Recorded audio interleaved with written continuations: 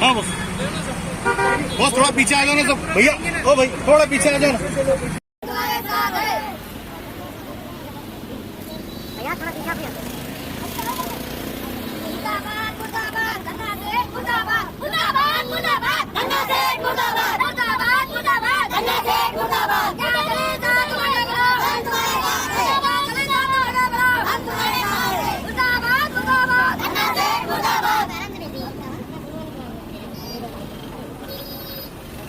हमने ये बताया था कि जालना रोड के ऊपर जो प्रॉपर्टी है ये वक्फ बोर्ड की प्रॉपर्टी है। इसमें कहीं पर भी कोई मतभेद नहीं है कि ये प्रॉपर्टी किसी प्राइवेट बंदे की है या कोई बिल्डर की है। लेकिन इस प्रॉपर्टी को किस तरह से बांटा गया है, बेचा गया है और करोड़ों रुपये के अंदर बेचा गया है।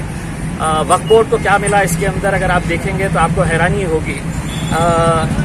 तकरीबन 100 करोड़ रुपए का ये पूरा कॉम्प्लेक्स तैयार किया गया है। इसके अंदर महानगर पालिका का टाउन प्लानिंग डिपार्टमेंट जिम्मेदार है। सबसे पहले तो वक्फ बोर्ड जिम्मेदार है, जिनके लोगों ने इसका बंदरबाट किया है। वक्फ बोर्ड के मेंबर्स हो, वक्फ बोर्ड का चेयरमैन हो, वक्फ बोर्ड के सीईओ हो। हमने ये मांग की है कि इनके ऊपर एफआईआर रजिस्टर होना चाहिए। मैंने खुद ने गृह मंत्री से जाकर मिला था। गृह मंत्री ने यहाँ के सीपी साहब को बताया था, लेकिन इसके बावजूद भी मतलब अगर पुलिस भी अगर खामोश बैठी है तो हमको समझ में आता है कि इस खामोशी के पीछे क्या राज है करके। ये लूटने वाले कौन है तो आप देखेंगे कि जुगल किशोर तापड़िया है, ये इसके अंदर कैलाश बाफना, राजू तनवानी, जिन्होंने बाज़ाब्ता रजिस्ट्री करवा के वक्फ बोर्ड की ज़मीनों की रजिस्ट्री करवा कर बेचने का काम किया है।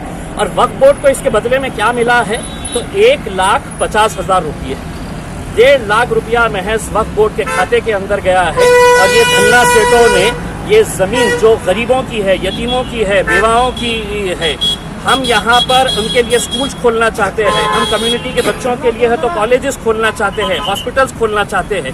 लेकिन यहाँ पर देखेंगे जिस तरह के बड़े आलीशान कॉम्प्लेक्सेस यहाँ पर खोले गए हैं। हम जिन जिन लोगों ने इसके अंदर पैसा इन्वेस्ट किए हैं, हम उनको ये कहना चाहते हैं ये लड़ाई हम आखिरी तक लड़ने वाले हैं।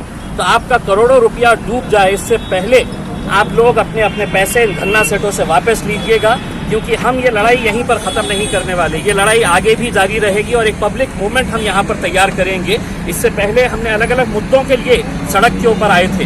अब मैं वक्फ बोर्ड का मेंबर होने की वजह से मुझे मालूम है कि मुझे एक लड़ाई वक्फ बोर्ड के अंदर लड़नी है। लेकिन वो लोग जिन्होंने इतने सालों से सिर्फ ज़मीनों को बेचने का धंधा किया है, उनसे लड़ना इतनी आसान बात नहीं रहेगी। इसीलिए एक लड़ाई हमको सड़क के ऊपर भी लड़नी पड़ेगी। और ये कोई सियासी मुद्दा नहीं है, ये इम्तियाज जलील की राजनीतिक पार्टी से कोई का मुद्दा नहीं है, ये कौम से जुड़ा हुआ मुद्दा है कि यहाँ पर इन आलीशान इमारतों के सामने जो लोग हैं तो आज पंचर का काम कर रहे हैं, जो चाय बेचने का काम कर रहे हैं, जो पकोड़े तलने का काम कर रहे हैं, ये कौन लोग हैं? ये उनके हक की ज़मीन है। लेकिन इसे जिस तरह से बेचा गया है, इसका बंदरबाट किया गया है, इसका हम विरोध करेंगे। और ये सिर्फ शुरुआत है। हम यहाँ पर बार बार आते रहेंगे और ये लोगों को एहसास दिलाते रहेंगे कि जिस ज़मीन के ऊपर तुम ये धंधा कर रहे हैं, ये ज़मीन गरीबों की है। और मैं तमाम लोगों से ये अपील करना चाहूँगा, यहाँ जितने भी, चाहे वो शोरूम्स हो, होटल्स हो या जितने भी कारोबार हो, अगर कोई इंसान वहाँ पर जाकर अगर खरीदता है तो आप समझ लीजिएगा किसी गरीब का निवाला छीनकर आप अपना पेट भर रहे हैं। आप इनका बायकॉट करिएगा। ये जितने भी लोगों ने यहाँ पर है तो कारोबार खोल के रखा हुआ है, इनका कारोबार करिएगा, क्योंकि आज तक इनको कोई भी मुंह तोड़ जवाब देने वाला मिला नहीं था। अब हम और हमारे औरंगाबाद शहर की आवाम इन्हें मुंह तोड़ जवाब देंगी। पूरी तरीके से हम कानूनी तौर के ऊपर ये लड़ाई लड़ेंगे। लेकिन अगर इस पूरे गोरख धंधे के अंदर अगर तमाम government departments including police department भी खामोश रहेगा तो हम सबको बताना चाहते हैं कि आप हमारे ऊपर केस करिए। हम केस लड़ने के लिए तैयार हैं, हम केस फेस करने के लिए तैयार है। लेकिन ये आंदोलन हमारा शुरुआत हुई है, आगे देखिएगा हम इसको कितना बड़ा एक पब्लिक मूवमेंट बनाते हैं। अच्छा जलील, तुम आगे बढ़ो। परिश्रम में लेने के लिए क्या करेंगे?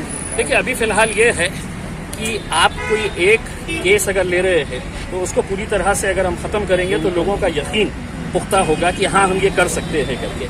आज तक हो ये रहा है कि ये धन्ना सेठों ने अपने पैसे का इस्तेमाल किए हैं, इनके पीछे राजनीतिक दल के लोग शामिल हैं, बड़े बड़े धन्ना सेठा हैं, पैसे के बल के ऊपर ये महानगर पालिका को खरीद सकते हैं, ये रजिस्ट्री ऑफिस को खरीद सकते हैं, इन्होंने वक्फ बोर्ड को पूरी तरह से खरीद लिया है।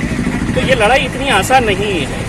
हाँ, मुझे मालूम है कि पूरे महाराष्ट्र के अंदर बेहिसाब ऐसे प्रकरण हैं, लेकिन हर प्रकरण को मैं अकेले नहीं लड़ सकता। हाँ, अगर आवाम की ताकत साथ में है, वही आवाम की ताकत हम खड़े करना चाहते हैं।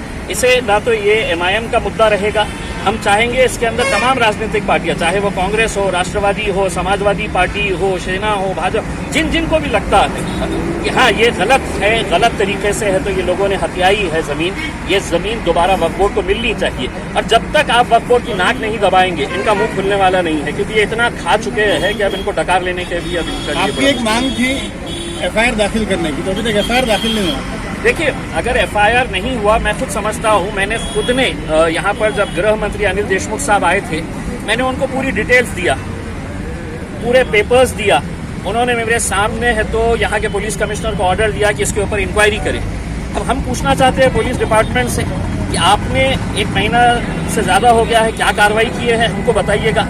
और अगर आप खामोश बैठे हैं तो कहीं ना कहीं आपका डिपार्टमेंट भी इन धन्ना सेठों के दबाव के अंदर आ गया है करके हम तो यही समझेंगे उसमें। ये आपकी कोशिश कब तक रहेंगी? हमारी मांग जो है वो मांग रहेगी, मेरी अकेले की कोशिश नहीं है। मैं आपको साफ बता दूं कि ये कोशिश मैं अकेला कुछ नहीं कर सकता हूँ। आवाम की ताकत चाहिए, पूरे लोग एक साथ मिलकर खड़े रहना चाहिए, तभी जाकर, वरना ये लोगों से लड़ना मामूली बात नहीं है। मुझे मालूम है कि मेरे ऊपर किस तरह का दबाव डाला जाता है, साम दाम दंड हर लिहाज से मुझे खामोश करने के लिए कैसे कैसे हथकंडे अपनाए जा रहे हैं, मुझे मालूम है अच्छी तरह से।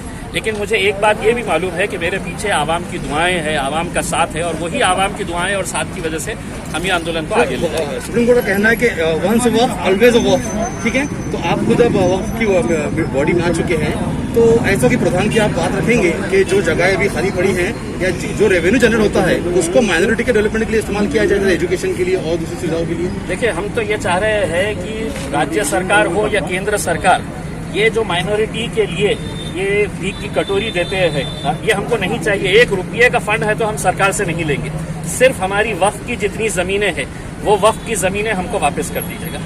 हमको ना केंद्र सरकार का 1 रुपया चाहिए, ना राज्य सरकार का माइनॉरिटी डेवलपमेंट का 200-300 करोड़ रुपये जो देते हैं।